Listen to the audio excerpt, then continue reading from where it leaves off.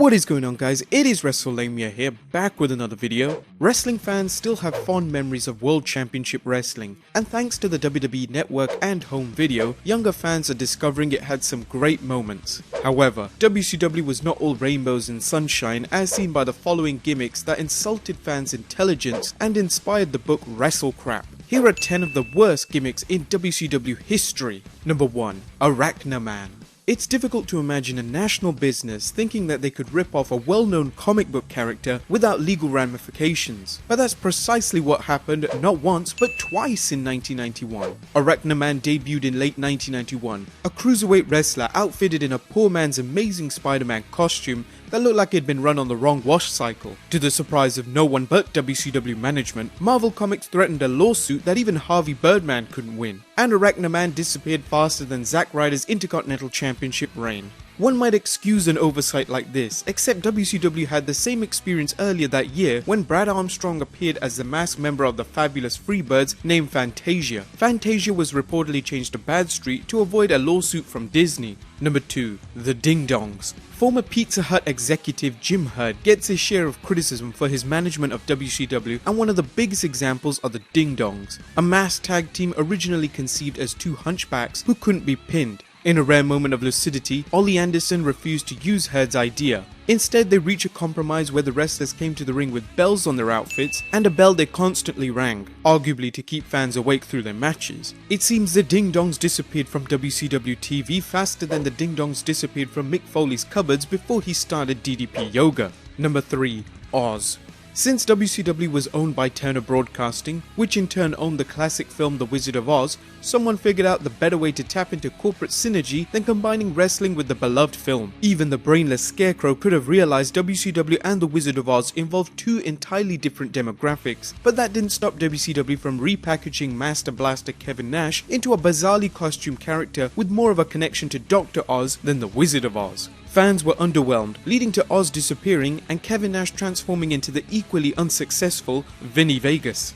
Number 4. Mortis. When WCW started hyping its Blood Runs Cold gimmick, fans were skeptical at the Mortal Kombat ripoff.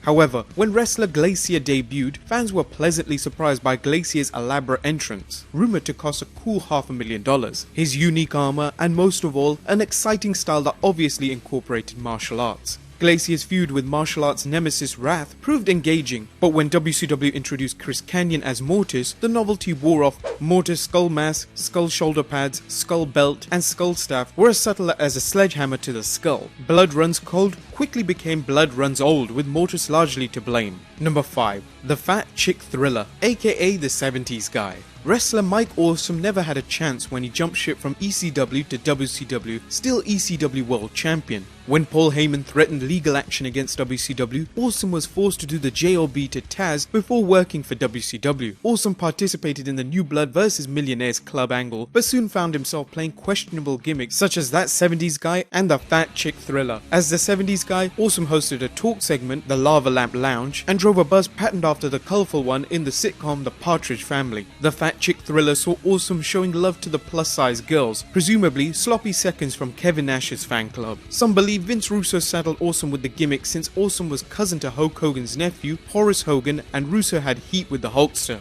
Number 6. Oklahoma. When WWF writers Vince Russo and Ed Ferrara jumped ship to WCW in 1999, fans hoped the two might revive the dying WCW. Instead, things got worse, with Russo and Ferrara creating inane angles and gimmicks that turned off WCW's already dwindling audience. One such gimmick was Oklahoma, a cruel parody of announcer Jim Ross, as portrayed by Ferrara. Ferrara took things even lower when he incorporated Ross's Bell's palsy into his gimmick, infuriating fans. Ross's friend Jim Cornette spit in Ferrara's face when he learned of the gimmick, echoing the sentiment of most wrestling fans. Number 7. The Dungeon of Doom. We could do an entire video on each Dungeon of Dungeon of Doom, but we'll keep it short. Kevin Sullivan assembled an army of heels designed to run Hulk Hogan out of WCW. Sullivan's colourful cast of characters were repackaged WWF stars such as the Shark, aka Earthquake, Zodiac, aka Brutus Beefcake, Meng, aka Haku, Z-Gangster, aka Zeus, and Kamala, as well as new stars such as the Giant and the Yeti. In an interview with WWE.com, Kevin Sullivan claims the Dungeon of Doom was designed to recreate Hulkamania in WCW.